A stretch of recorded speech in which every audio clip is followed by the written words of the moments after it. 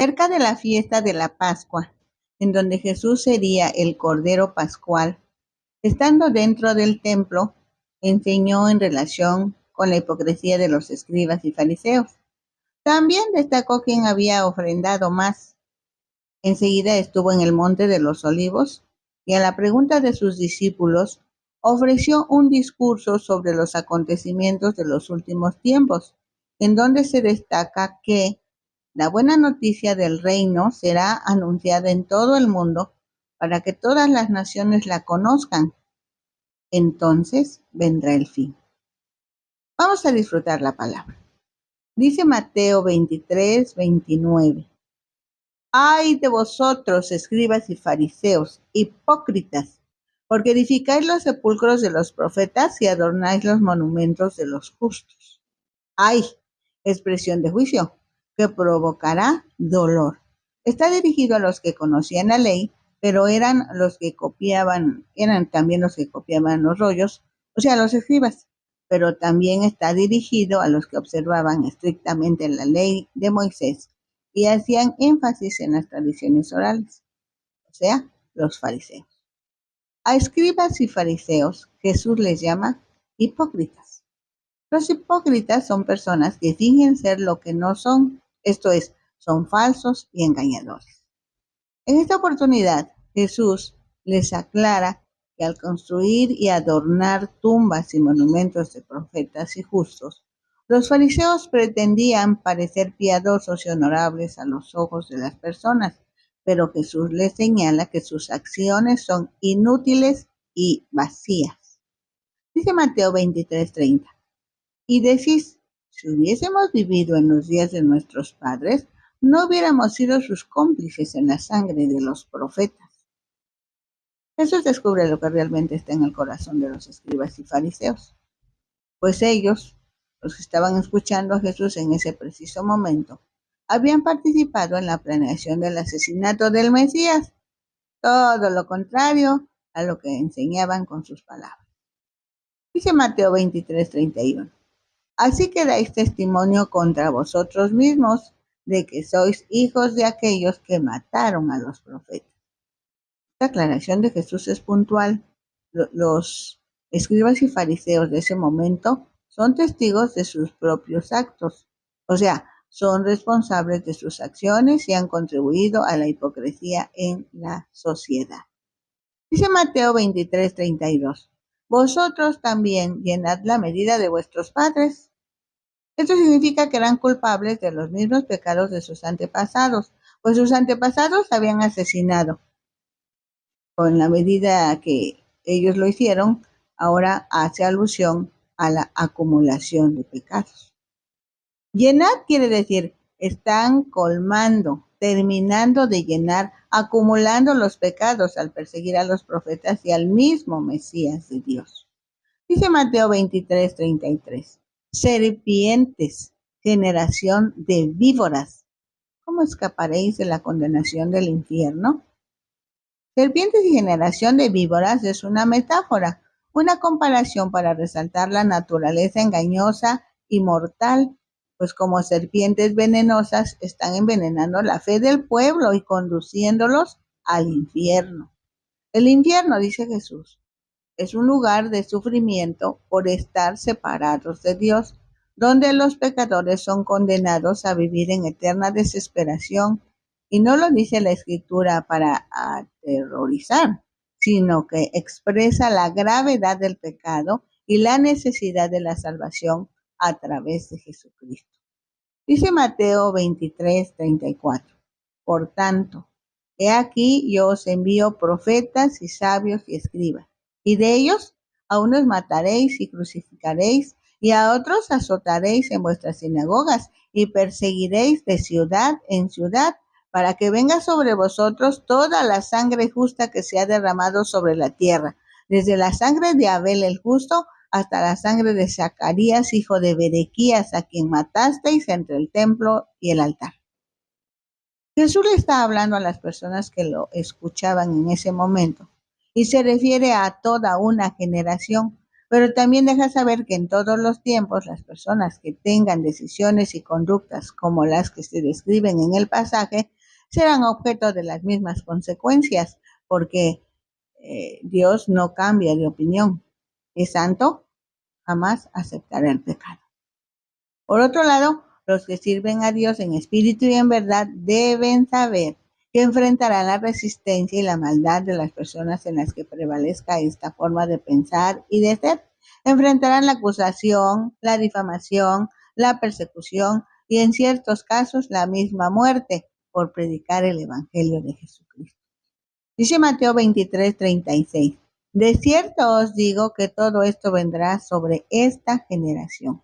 Esta generación es la generación a quienes les estaba hablando Jesús en ese momento. Pero si eso le sucedió a esa generación y como Dios no ha cambiado, tengamos cuidado porque si actuamos de la misma manera o parecida, el juicio será igualmente para los que lo hagan. Vamos a Marcos 12. El versículo 41 dice, estando Jesús sentado delante del arca de la ofrenda, miraba cómo el pueblo echaba dinero en el arca, y muchos ricos echaban mucho.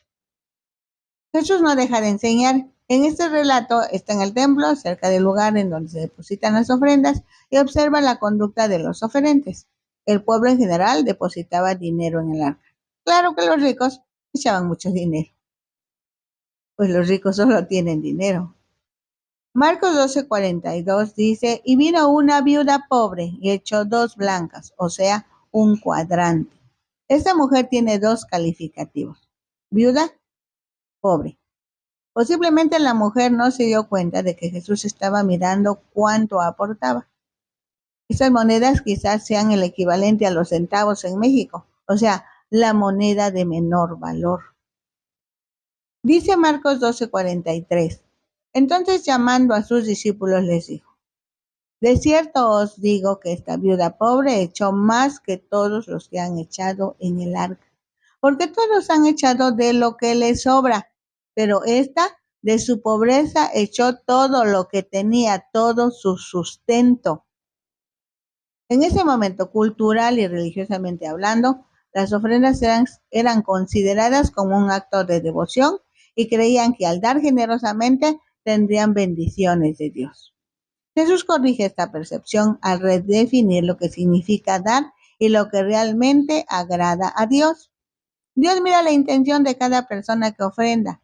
No mide las ofrendas por su cantidad, sino por el sacrificio que representan.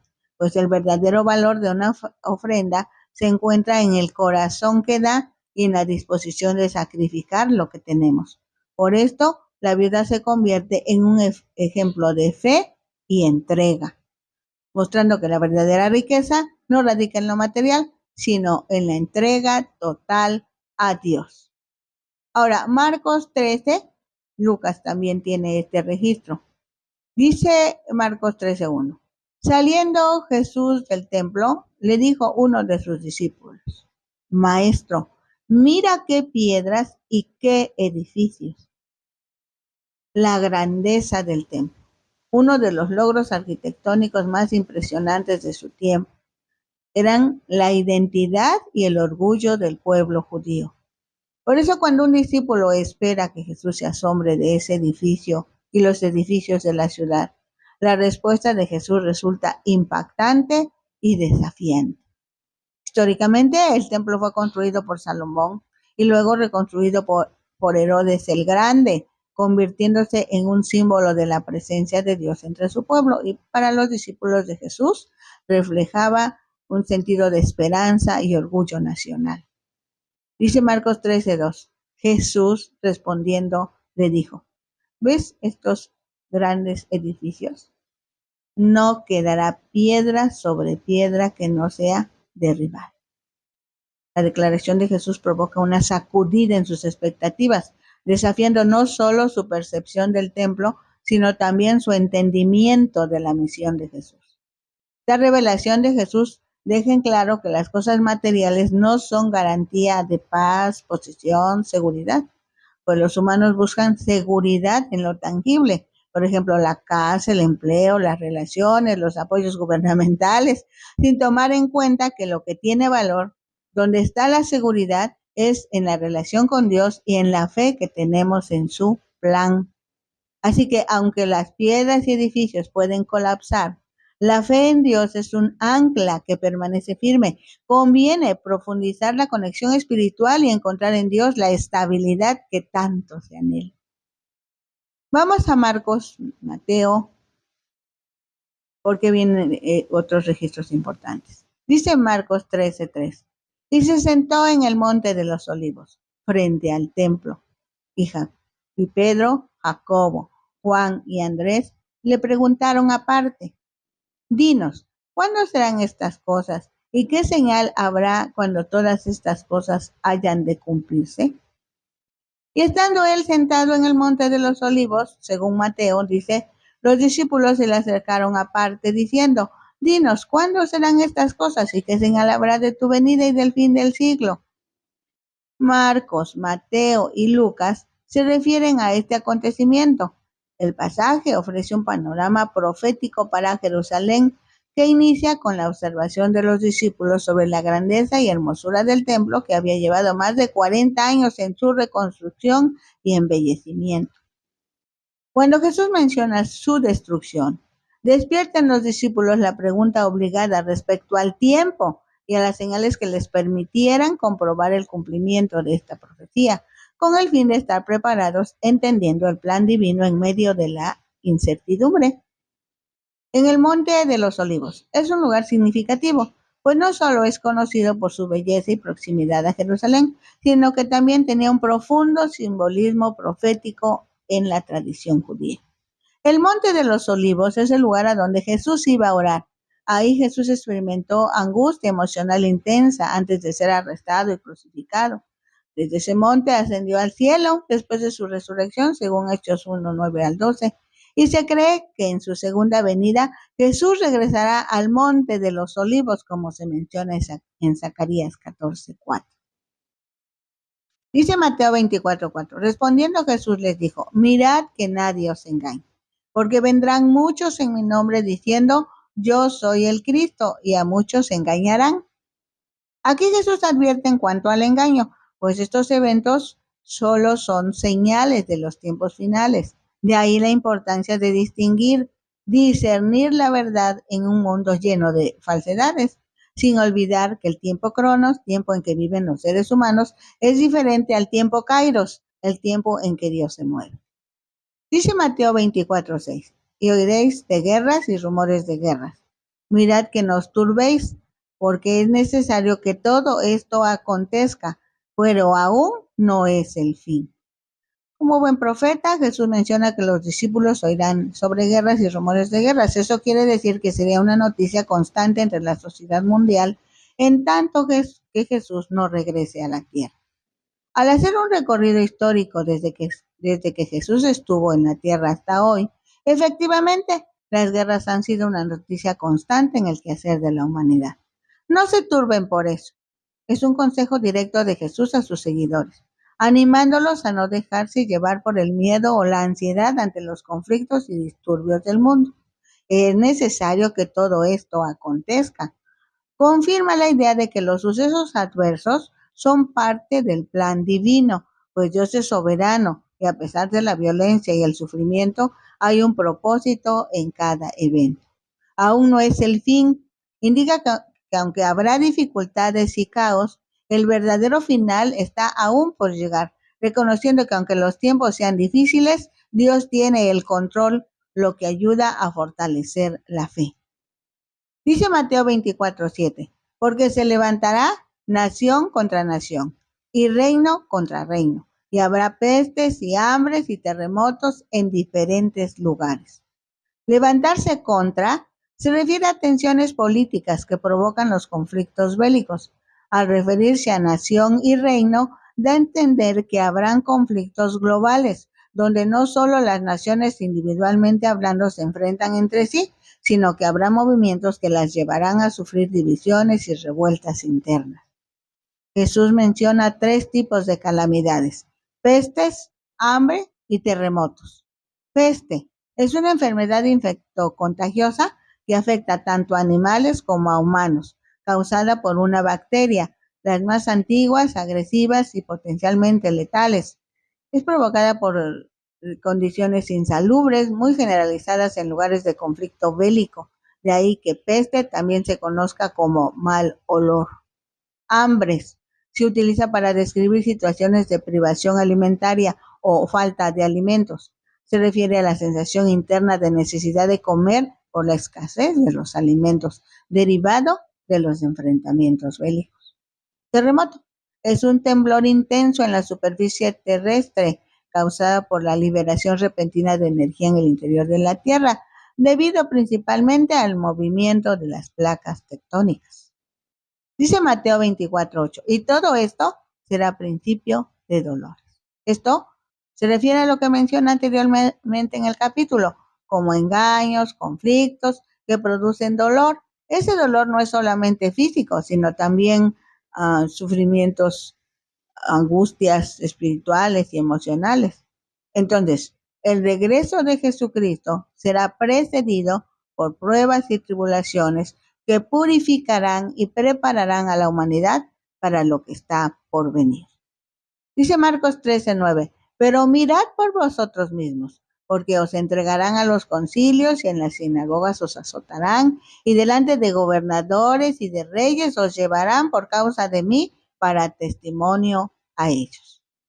Jesús está preparando a sus discípulos para que no sean sorprendidos cuando enfrenten situaciones no gratas por el nombre de su Maestro, por su fe.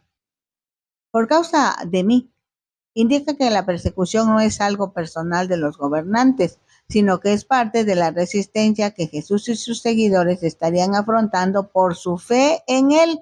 O sea, hasta hoy la vigilancia y la preparación espiritual para los creyentes en tiempos de tribulación se hace indispensable.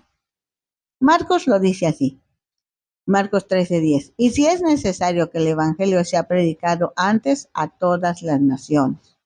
La traducción en lenguaje actual lo expresa: antes de que llegue el fin del mundo, en todos los países de la tierra deberán anunciarse las buenas noticias del reino. Mateo lo dice de esta manera en Mateo 24:14. Y será predicado este evangelio del reino en todo el mundo para testimonio a todas las naciones, y entonces vendrá el fin. En la Nueva Traducción Viviente se lee: y esta buena noticia del reino será anunciada en todo el mundo para que todas las naciones la conozcan. Entonces vendrá el fin. De donde concluimos que el evangelio es la buena noticia. Esa buena noticia es que el reino de los cielos se ha acercado. Su representante es el Señor Jesucristo, quien cuando estuvo en la tierra tomó forma humana y también es Dios. Es Dios con nosotros. Vino a demostrar su amor para la humanidad. Esta demostración la hizo en la cruz del Calvario, en donde sufrió hasta la muerte y muerte de cruz, recibiendo el calificativo de maldito. No obstante, resucitó. Cristo vive. Cristo ha resucitado y ascendió al cielo para regresar al lado de su Padre con un cuerpo resucitado, glorificado. El anuncio de los ángeles a los apóstoles que contemplaron la ascensión de Jesús fue: ese mismo Jesús que están viendo subir al cielo, así vendrá otra vez. En tanto que Jesús regresa, sus seguidores están estableciendo el reino de Dios en el corazón de las personas que así lo decidan. Tiene que ser divulgada esta grata noticia respecto al reino en todo el mundo, en todas las naciones, en todos los países. Y en ese sentido, tú y yo debemos ser portadores de la noticia. La expresión "y entonces vendrá el fin" sugiere que la culminación de la historia humana está ligada a la predicación, a la divulgación de la noticia respecto a que el reino de Dios se ha acercado. El reino de Dios ya está aquí. Este versículo también se relaciona con el contexto histórico del ministerio de Jesús, donde se habla de los tiempos difíciles que enfrentarán los discípulos al divulgar esta buena noticia o evangelio. Marcos 13:11 dice: pero cuando os trajeren para entregaros, no os preocupéis por lo que habéis de decir, ni lo penséis, sino lo que os fuere dado en aquella hora, eso hablad. porque no sois vosotros los que habláis, sino el Espíritu Santo. A diferencia de las actuales enseñanzas de autosuficiencia, independencia y superación personal, del yo puedo, de yo lo lograré, el diseño de Dios es totalmente opuesto, pues en este versículo Jesús recuerda la necesidad de depender de la guía divina por medio de la participación del Espíritu Santo, quien aquí y ahora está en cada corazón de los seguidores de Jesucristo para llevarlos de gloria en gloria hasta la misma presencia de Dios. Marcos 13:12 dice, y el hermano entregará a la muerte al hermano, y el padre al hijo, y se levantarán los hijos contra los padres, y los matarán. Quiere decir que existe la posibilidad de que la lealtad pueda ser puesta a prueba. Este versículo llama a ser firmes en la fe, incluso cuando se enfrente la oposición o la traición que aquellos que rodean al cristiano se da. Pues la fe en Cristo requiere un compromiso que a veces puede costar más de lo que se pueda imaginar, pues el desafío es que al poner a Dios en primer lugar en la vida, aunque las relaciones humanas son importantes, la lealtad a Cristo debe prevalecer. Es primero. Dice Mateo 24:2, y por haberse multiplicado la maldad, el amor de muchos se resfriará. En pleno siglo XXI se está comprobando la veracidad de este versículo. El amor al prójimo se ha esfumado.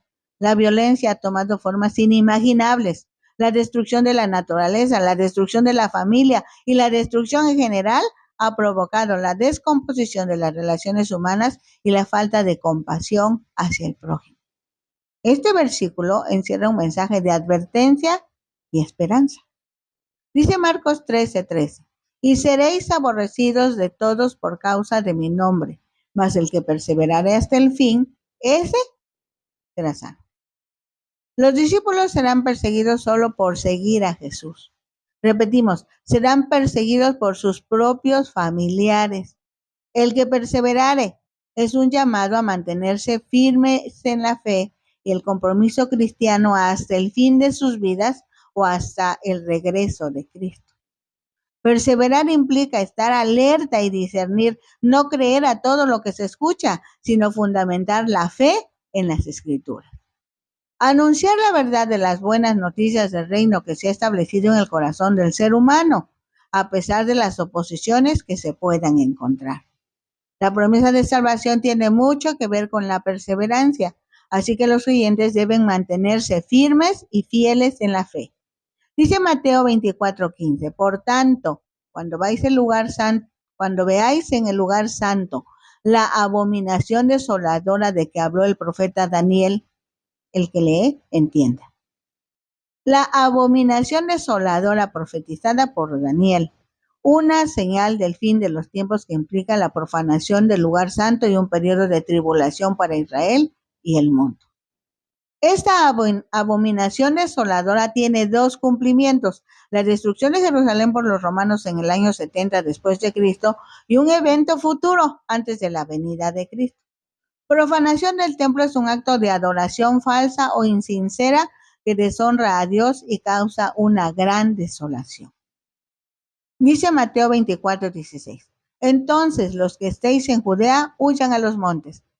Entonces los que estéis en Judea huyan a los montes, dice Lucas, y los que en medio de ella váyanse, y los que estén en los campos no entren en ella.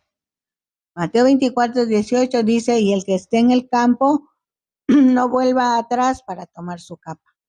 Huir a los montes indica la necesidad de actuar rápidamente, pues la montaña simboliza un lugar de refugio y seguridad, un escape del peligro. Habrá que estar preparado para salir de repente. Y si ya están afuera de la ciudad, no intenten entrar. Dice Mateo 24:17, el que esté en la azotea no descienda para tomar algo de su casa.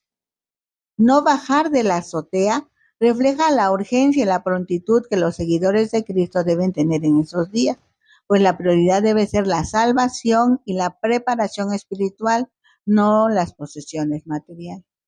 Lucas 21:20 dice, pero cuando viereis a Jerusalén rodeada de ejércitos, sabed entonces que su destrucción ha llegado. Jerusalén sitiada. no solo se refiere a una realidad histórica para hoy, para ese momento era profecía, para nosotros es historia, sino que también simboliza la lucha espiritual y los tiempos de prueba que los creyentes enfrentarían a lo largo de la historia. Ese versículo también hace pensar que la fragilidad de las estructuras humanas y la necesidad de mantener la fe en Dios, eso es muy cierto. Dice Lucas 21:22, porque estos son días de retribución para que se cumplan todas las cosas que están escritas. Retribución, recompensa, pago, anunciados desde el tiempo de los profetas, porque las acciones de los hombres en contra de Dios y de su pueblo llevará consecuencias que cumplirán según las escrituras. Esto es muy interesante. El reino ya está aquí. Aprovechemos ahora. Compartamos la palabra. Eso apurará a que el Señor venga.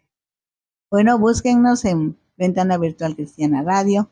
Estamos también en las redes, en YouTube, Facebook, Instagram, TikTok.